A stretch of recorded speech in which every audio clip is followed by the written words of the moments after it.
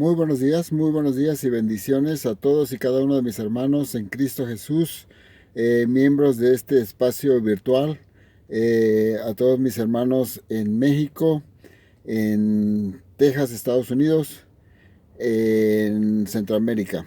Este, eh, Estoy en un periodo de vacaciones por 4 o 5 días en la ciudad de Dallas, Texas. Por esta razón, estoy haciendo este video desde el interior de mi automóvil y he estado buscando un espacio apropiado para poder hacer la lección de hoy, pero la verdad es que se me ha complicado un poquito.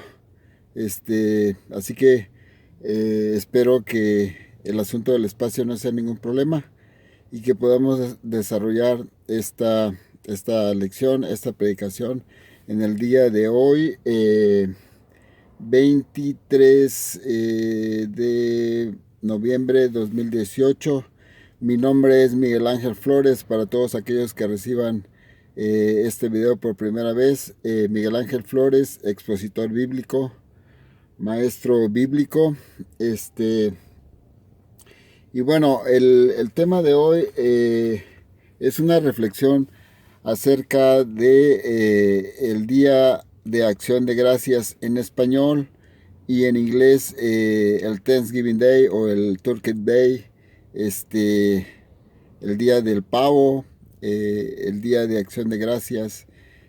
Una tradición de las que yo más admiro y que más me gustan de este país es el Día de Thanksgiving o el Día de Acción de Gracias. De verdad es una de las tradiciones que yo más admiro de este país maravilloso que son los Estados Unidos.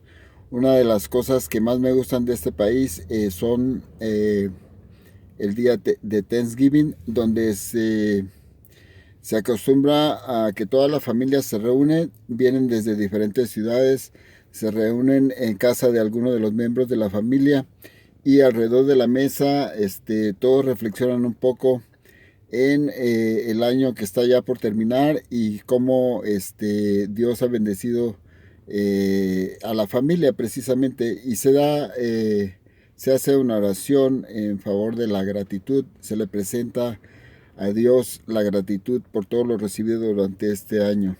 Se acostumbra a comer pavo, algunos aderezos muy americanos. Y otra cosa que me encanta de este país es el pastel de calabaza, el punky pie. Y es un día muy bonito, es un día muy bonito. Pero en mi opinión, el propósito real de esta reunión, de este Día de Acción de Gracias, se ha perdido la esencia, se ha comercializado mucho. Y bueno, ese es precisamente el motivo de mi reflexión y la lección de hoy, con fundamento bíblico, por supuesto. Y sobre todo, la intención es que cada uno de nosotros meditemos en qué cosa es dar gracias a Dios, por qué darle gracias a Dios, y cuál es la actitud que debe uno asumir para darle gracias a Dios. De modo pues que quisiera empezar la lección convocándoles que vengan a abrir su Biblia en el Evangelio de Lucas. El Evangelio en la Biblia está al inicio del Nuevo Testamento, está dividido en 4. En realidad el Evangelio es de Jesucristo. Está dividido en 4 autores. Mateo tiene el Evangelio de San Mateo, Marcos tiene el Evangelio de Marcos, después está el Evangelio de Lucas. Lucas, que es el único autor no judío en la Biblia. La Biblia tiene 66 libros y el único autor no nacido hebreo, no nacido israelita, no nacido judío es Lucas precisamente. Lucas era médico de profesión. Él fue uno de los hijos putativos de Pablo, de los asistentes de Pablo, y sobre todo un hombre con mucha educación, la educación propia de un médico, de modo que la exposición de su evangelio es muy detallada, es muy, como hombre no judío, habla desde el lenguaje de un extranjero griego, y con esto quiero decir, griego representa un poco no judío, no necesariamente que nació en Grecia. Griego era todo aquel que no era judío. De modo que este es el contexto del Evangelio de Lucas, escrito por un hombre no nacido judío, pero que amaba a nuestro Señor Jesucristo, y él se enteró de oídas de cuáles fueron los dichos de Jesús, cuáles fueron las experiencias, hace una recopilación y una exposición increíble, increíble. De hecho, la mayoría de los predicadores cuando hablan del Evangelio usan mucho, se apoyan mucho en el Evangelio de Lucas, el mismo que vamos a trabajar en el día de hoy, en la lección del día de hoy, en el capítulo 17, en el capítulo 17 del Evangelio de San Lucas, desde el versículo 11 hasta el 19.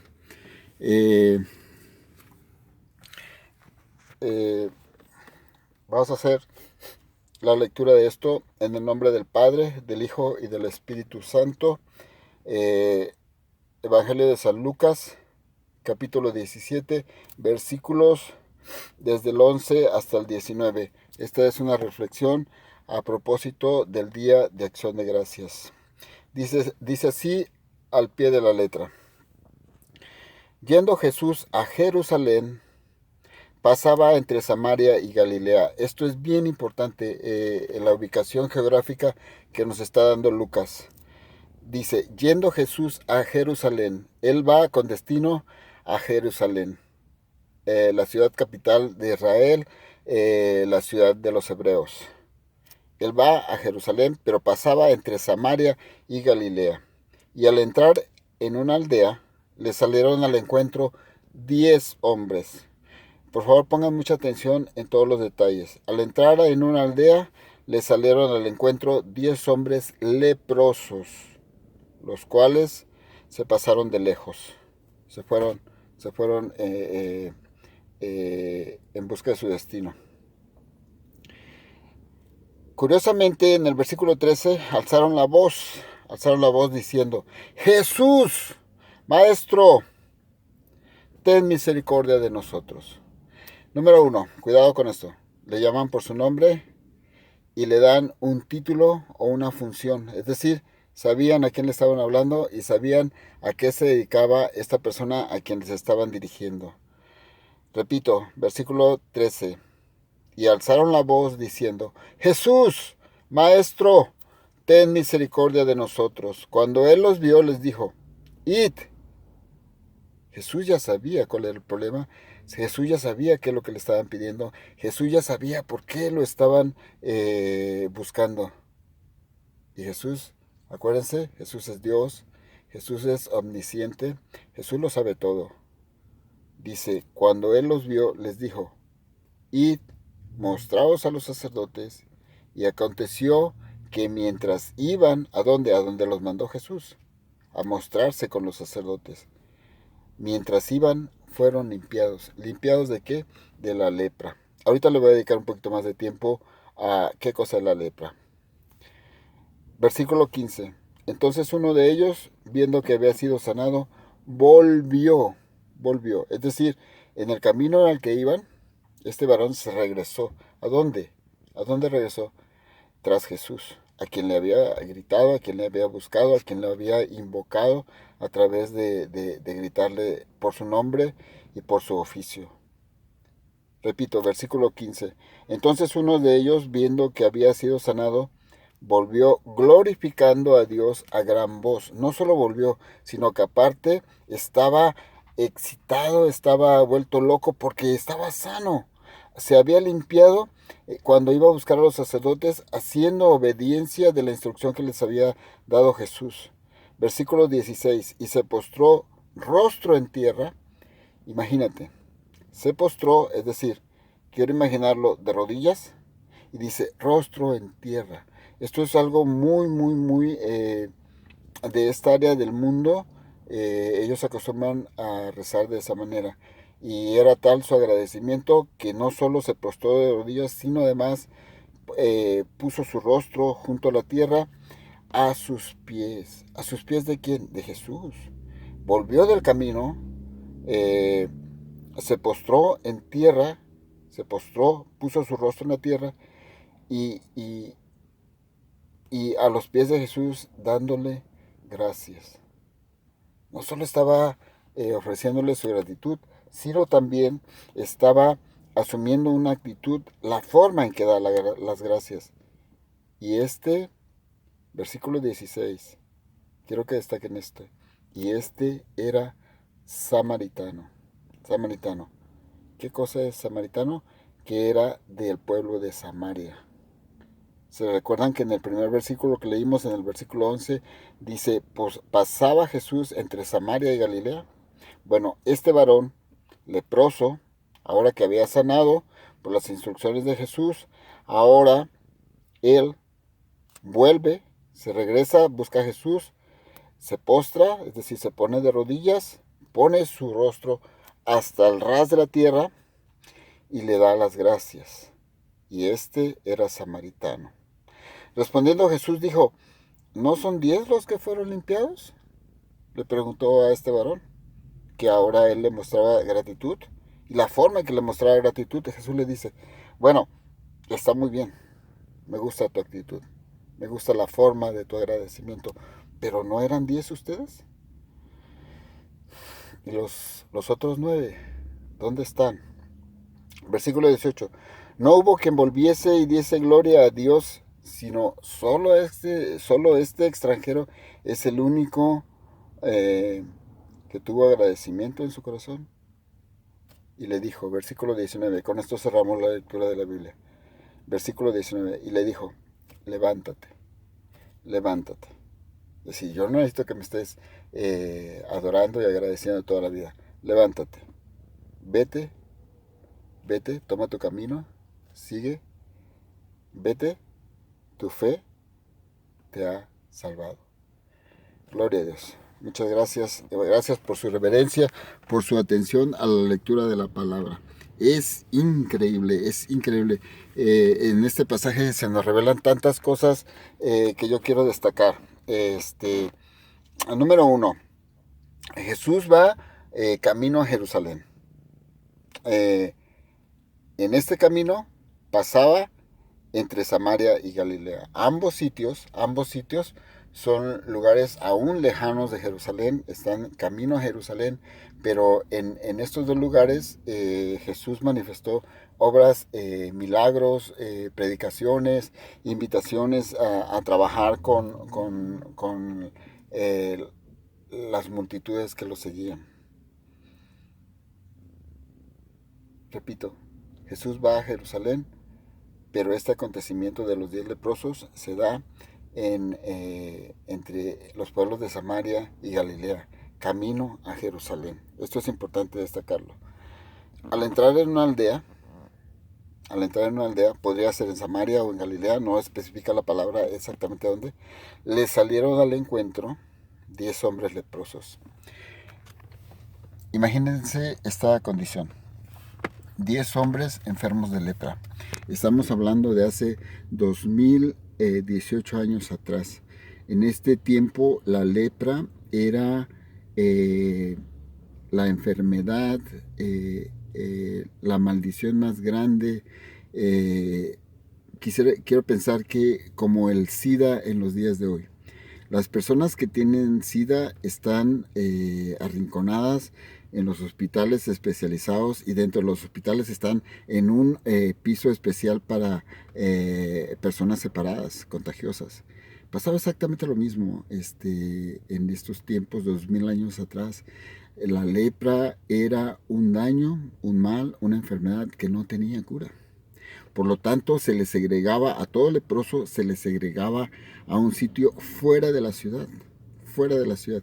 Dice aquí que Jesús iba camino a Jerusalén y entre Samaria y Galilea, en la parte más alejada del camino, se encuentra una aldea con 10 leprosos, segregados, apartados, arrinconados por un espacio donde donde no es la ciudad, donde están separados, aislados. ¿Para qué? Para que no contaminen al resto. La lepra era no solo una enfermedad en sí misma, ya una condenación. Sufrir una enfermedad que te separa de los tuyos, que te separa del resto de las personas sanas. La lepra también tenía una función. La lepra iba invadiendo tu cuerpo, sobre todo por las partes más débiles en tu físico. Necesariamente las partes más frágiles como los cartílagos, es decir, orejas, la propia nariz, las falanges en pies y manos. Es decir, la lepra empezaba a comerse, a devorar el cuerpo de la víctima o del enfermo por las partes más endebles, las partes más frágiles dentro del cuerpo de la persona. Por eso se iba deformando el rostro, porque te iba comiendo las partes que tienen cartílago, la nariz, los oídos, los ojos, y va deformando y va quemando la carne, la piel, y se va,